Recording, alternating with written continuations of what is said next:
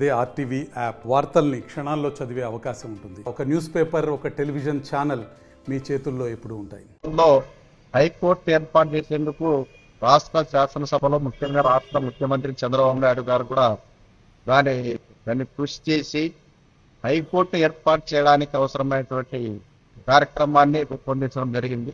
మరి ఈ సందర్భంగా ఈ రోజే మరి హైకోర్టు నుంచి కూడా అక్కడ ఉన్నటువంటి నిపుణులు కర్నూలు నగరంలో హైకోర్టు ఏర్పాటు చేయడానికి ఉన్నటువంటి మౌలిక వసతుల పైన వారు అధ్యయన బృందం కూడా ఈ రోజు పర్యటిస్తా ఉన్నారు. ఇది ఒక విధంగా చెప్పాలంటే రాయలసీమ జిల్లాలో హైకోర్టు ఏర్పాటు చేయడానికి భారత కమ్యూనిస్ట్ పార్టీ కూడా హర్షం వ్యక్తం చేస్తా ఉంది. అదే మా ప్రధానమైనటువంటి గతంలో శ్రీబాగ్ ఒప్పందం ప్రకారంగా ఒక చోట రాజధాని ఏర్పాటు చేస్తే మరొక చోట హైకోర్టు ఏర్పాటు చేయాలని చెప్పేసి ఆనాడు రాష్ట్ర విభజన సందర్భంగా మద్రాసు విభజన సందర్భంగా ఆ నిర్ణయం జరిగింది. అది ఏమాత్రము పాలక పార్టీల యొక్క నిర్లక్ష్యం వల్ల అది అటకెక్కింది. ఈరోజు తిరిగి తెలంగాణ, ఆంధ్రప్రదేశ్ రెండు రాష్ట్రాలు విడిపోయినటువంటి సందర్భంలో మరి ఇక్కడ హైకోర్టు ఏర్పాటు చేయడానికి అవసరమైనటువంటి సన్నద్ధతని రాష్ట్ర ప్రభుత్వము, కేంద్ర ప్రభుత్వం కూడా మరి ఆ రకంగా కృషి చేయడం అనేది, వారు నిర్ణయం చేసుకోవడం అనేది మేము హర్షాన్ని వ్యక్తం చేస్తా ఉన్నాం. అయితే కొంతమంది ఈ కర్నూలు నగరంలో ఏర్పాటు చేయటువంటి హైకోర్టు ఇది ఆమోదయోగ్యం కాదని చెప్పి, ఇక్కడ సరైనటువంటి సౌకర్యాలు లేవని చెప్పి, ఇది ఏదో ఒక మూలకు ఉంది అని చెప్పేసి కొంతమంది మరి పిటిషన్ కూడా ఉన్నత న్యాయస్థానంలో పిటిషన్ వేశారనేది తెలిసింది. ఇది ఏమాత్రం సరైంది కాదు. మరి ఆనాడు శివరామకృష్ణ కమిటీ సిఫారసుల ప్రకారంగా, శ్రీకృష్ణ కమిటీ సిఫారసుల ప్రకారంగా కూడా ఇప్పుడున్నటువంటి విభజన గురైనటువంటి ఆంధ్రప్రదేశ్ లో అంతా కూడా అభివృద్ధి, నేటి టెక్నాలజీ, నేటి ఉన్నటువంటి సాంకేతిక పరిస్థితుల్లో అభివృద్ధి అయినటువంటి నేపథ్యంలో అభివృద్ధి అంతా కూడా ఒకే చోట కేంద్రీకరణ చేయాల్సిన అవసరం లేదని చెప్పేసి చాలా స్పష్టంగా చెప్పినటువంటి నేపథ్యంలో మరి ఇప్పటికైనా హైకోర్టు బెంచ్ ఏర్పాటు చేయడం అనేది ఇది హర్షణీయమైంది. గత ప్రభుత్వము వైఎస్ జగన్మోహన్ రెడ్డి గారి ప్రభుత్వము కేవలం ఊరించి ఇక్కడ నేనంతా కూడా రాష్ట్ర హైకోర్టే ఏర్పాటు చేస్తానని చెప్పి ఆ రకంగా మరి ప్రజల్ని ఊరించింది. అయితే కేంద్ర ప్రభుత్వానికి ఇచ్చేటువంటి నివేదికలో మాత్రం ఏమాత్రం దానికి సంబంధించినటువంటి నివేదిక కేంద్ర ప్రభుత్వానికి ఇవ్వలేదు. మేము హైకోర్టులో అమరావతిలోనే పెడతామని చెప్పారు. ఆ రకంగా ప్రజల్ని మభ్య పెట్టడం తప్ప మరొకటి కాదు. మరి ఈ ప్రభుత్వమైనా చెప్పినటువంటి వాగ్దానాన్ని అమలు చేయడానికి కొనుక్కోవడానికి మరి ప్రయత్నం చేయడం అనేది మేము హర్షిస్తా ఉన్నాం.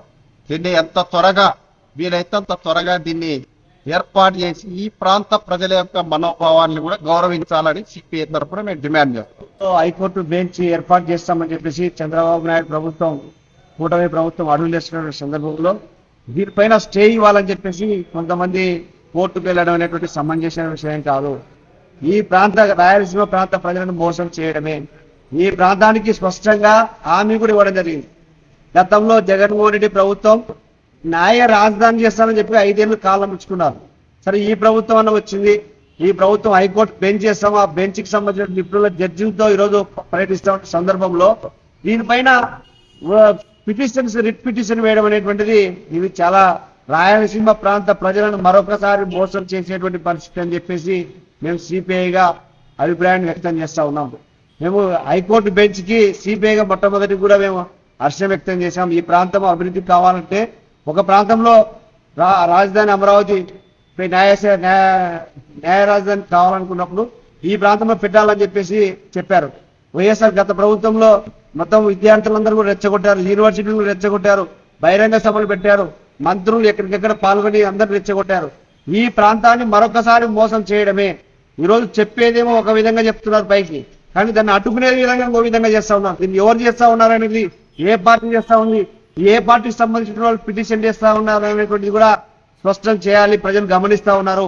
దీనిపైన పాలక వర్గం, ప్రభుత్వాలు, ముఖ్యమంత్రి గారు దీన్ని సాగ్గా చూపెట్టి రాజధాని బెంచ్ని వెనక్కి తీసుకుపోతామనేటువంటి ఆలోచన మానుకోవాలని చెప్పేసి త్వరగా పూర్తి చేయాలని చెప్పేసి మేము కోరుతా ఉన్నాం. ఈరోజు రాష్ట్రం విడిపోయిన తర్వాత పునర్విభజన చట్ట ప్రకారంగా కర్నూలులో హైకోర్టుని ఏర్పాటు చేయాలని చెప్పేసి శ్రీబాగ్ ఉడంబడిక ఒప్పందం ప్రకారంగా ఆ రోజు తీర్మానాలు జరిగినాయి.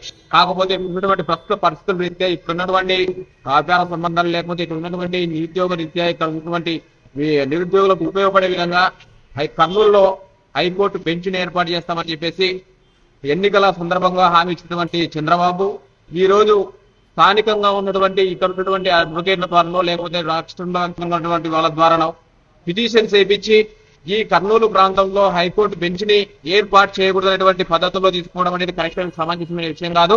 రాష్ట్ర వ్యాప్తంగా ఉన్నటువంటి అడ్వకేట్స్ న్యాయవాదులందరూ కూడా దీని గురించి ఆలోచన చేయాలి. ఈ ప్రాంతంలో ఉన్నటువంటి రాయలసీమ ప్రాంతంలో తలమానికంగా ఉన్నటువంటి కర్నూలులో హైకోర్టు బెంచ్ని ఏర్పాటు చేయాలని చెప్పి కమ్యూనిస్ట్ పార్టీగా డిమాండ్ చేస్తా ఉన్నాం.